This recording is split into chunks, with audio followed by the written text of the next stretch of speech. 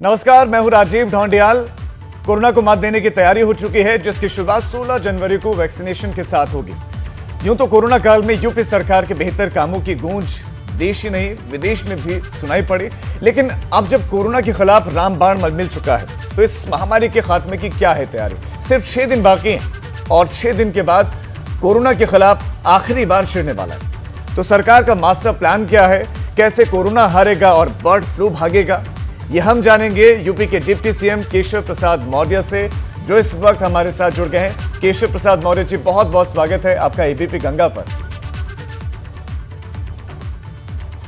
धन्यवाद राजीव जी। सर, सबसे पहला सवाल तो यही कि उत्तर प्रदेश कितना तैयार है, उत्तर प्रदेश ने क्या क्या तैयारियां की है। हालांकि पहला राज्य बन गया उत्तर प्रदेश, जहां पर तीसरी बार ड्राई रन होने जा रहा है, ड्राई रन होगा, तो क्या क्या तैयारियां हैं, ड्राई रन में क्या क्या खामियां आपको मिली और कितना तैयार है यूपी कुल मिलाकर?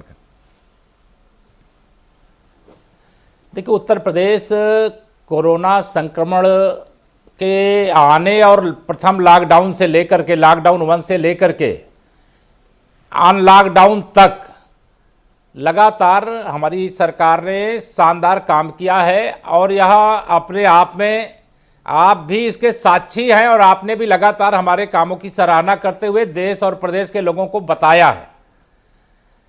इसलिए ड्राई 1, 2, 3 में जहां कहीं पर भी कोई कमी रह गई है, वैसे लगभग कमी नहीं है, पूरी तैयारी दुरुस्त है, फिर भी उसको हम अधिक दुरुस्त करने के लिए ड्राई 1 से अब ड्राई 3 की ओर बढ़ रहे हैं। और हमें पूरा विश्वास है कि कल माननीय प्रधानमंत्री जी के नेतृत्व में जो देश के मुख्यमंत्रियों के साथ उत्तर प्रदेश के भी माननीय मुख्यमंत्री जी बैठेंगे, उसके आधार पर संभावित जो 16 जनवरी से शुरुआत की बात है कि वैक्सीन उपलब्ध कराई जाएगी, लगाई जाएगी, उसके लिए उत्तर प्रदेश पूरी तरह से तैयार है। उत्तर प्रदेश में जो प्राथमिकता है, जो भारत सरकार की गाइडलाइन होगी, उसी के अनुसार हम लोग काम पहले भी किए हैं, आगे भी काम करेंगे। जी सर, चूंकि अलग अलग चरणों में ये टीकाकरण का कार्य होगा, तो उत्तर प्रदेश को पहले चरण में कितने वैक्सीन की आवश्यकता होगी? क्या कोई रिक्वायरमेंट आपकी तरफ से, सरकार की तरफ से दी गई कि हमें इतनी वैक्सीन चाहिए शुरुआत में पहले चरण के लिए? नहीं, रिक्वायरमेंट वगैरह सब तैयार है, लेकिन मुझे लगता है कि आज उसको मैं आपके साथ शेयर नहीं कर सकता। कल माननीय प्रधानमंत्री जी के साथ माननीय मुख्यमंत्री जी की बैठक है, तो उस बैठक में वह सारी बातें बताई जाएंगी और जो आपके माध्यम से प्रदेश की जनता को भी जानकारी उपलब्ध हो जाएगी। लेकिन जो जरूरत है भारत सरकार की ओर से, माननीय प्रधानमंत्री जी की ओर से, केंद्रीय स्वास्थ्य मंत्री जी की ओर से कमी नहीं होने पाएगी, ऐसा आश्वासन उत्तर प्रदेश को मिला हुआ है। और उत्तर प्रदेश वैक्सीन उपलब्ध कराने की सभी तैयारियां पूरी कर चुका है। और जो क्रम तय हुआ है कि पहले जो हमारे चिकित्सक हैं, जो हमारे हेल्थ वर्कर हैं, जो हमारे पैरामेडिकल स्टाफ हैं, नर्सिंग स्टाफ हैं, उनको सबसे पहले उपलब्ध कराने की बात आई है। और उसी के क्रम में जैसे जैसे जो व्यवस्था का निर्माण भारत सरकार के द्वारा किया जाएगा, उत्तर प्रदेश में उसे 100% लागू करने का काम किया जाएगा। तो आप बता रहे हैं कि फ्रंटलाइन वर्कर्स को, हेल्थ वर्कर्स को सबसे पहले लगना है, क्या उनकी सूची तैयार है? हाँ, पूरी सूची तैयार है, उसके रजिस्ट्रेशन की प्रक्रिया शुरू हो चुकी है और कहीं पर भी कोई लीकेज ऐसी नहीं है कि जो व्यवस्था बनी उस व्यवस्था के विरुद्ध कुछ होने पाएगा। और अधिक से अधिक लोगों को जल्द से जल्द वैक्सीन कैसे उपलब्ध हो, इसके लिए सरकार की ओर से सभी जरूरी कदम उठाए गए।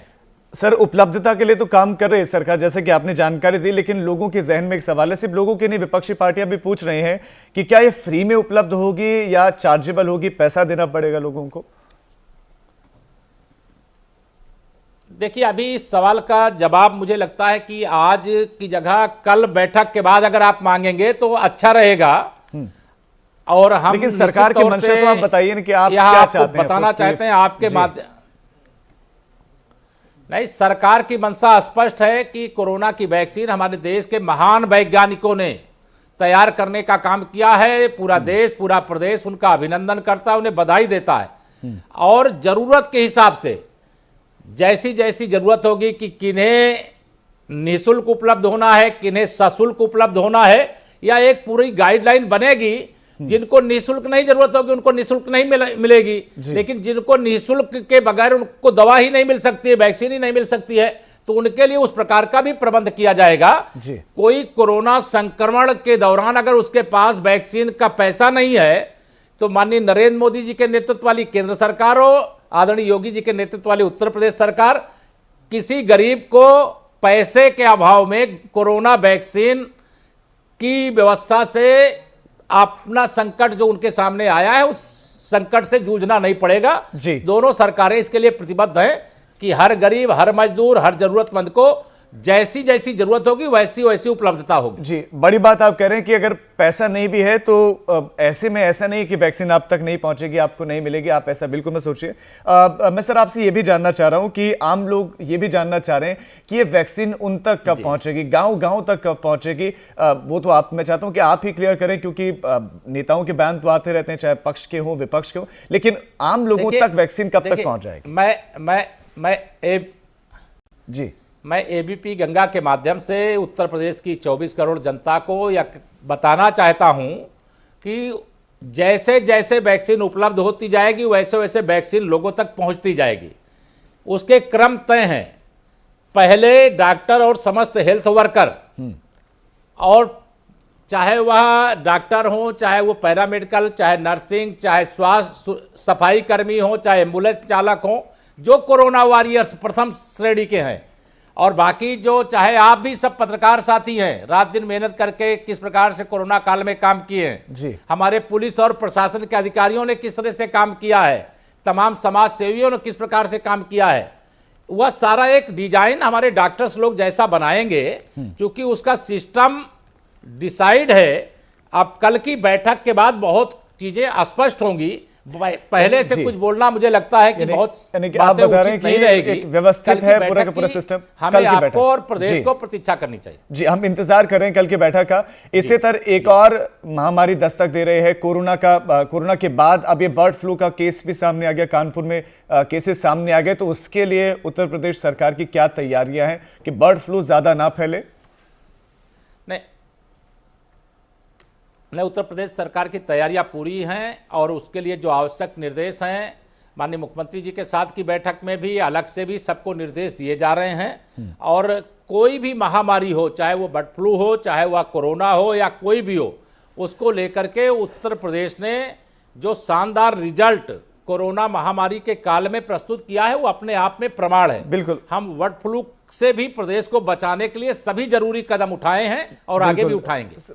आपने कोरोना में कैसा कार्य किया उसकी सराहना WHO ने की है, लेकिन मैं आपसे जानना चाह रहा हूं सर कि जैसे दिल्ली में गाजीपुर की जो मंडी है, मीट मंडी है, मुर्गा मंडी है, उसको 10 दिनों के लिए बंद कर दिया, तो क्या उत्तर प्रदेश में भी ऐसा होगा? मीट की मंडियों को बंद किया जा सकता है? कानपुर में केस आया तो कानपुर के उस जू को सील कर दिया है, तो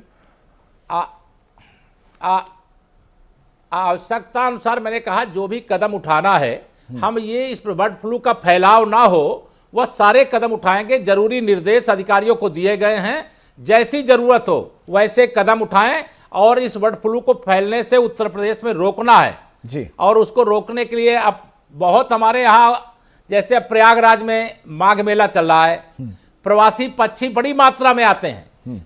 यद्यपि अभी वहां इस प्रकार की किसी घटना का समाचार नहीं है। इसी प्रकार से जैसे कानपुर का आपने बताया, तो जू को इसलिए बंद किया गया है कि इसके कारण से कोई फैलाव नहीं होना चाहिए। तो जहां पर आवश्यकता जैसी होगी अधिकारियों को अपने स्तर पर निर्णय लें, इसके निर्देश और इसकी छूट दी गई है। जी, केशव प्रसाद मौर्य जी, आपने वक्त निकाला, एबीपी गंगा के साथ आप जुड़े, आपका बहुत बहुत शुक्रिया। आपका भी धन्यवाद। तो deputy CM Keshav Prasad Maurya ABP Ganga के साथ जुड़े और उन्होंने ये जानकारी दी है कि बर्ड फ्लू के खतरे से निपटने के लिए सरकार पूरी तरह से तैयार है। जैसी प्लानिंग कोरोना के वक्त में थी, कोरोना से जैसे निपटे उसी तरह से बर्ड फ्लू से भी निपटेंगे। और कल की बैठक बहुत महत्वपूर्ण है। उसके बाद ये वैक्सीन कब तक पहुंच जाएगी, कितने डोसेज इसके होंगे, चार्जेबल होगी या फ्री ऑफ कॉस्ट मिलेगा, ये सब क्लियर हो जाएगा।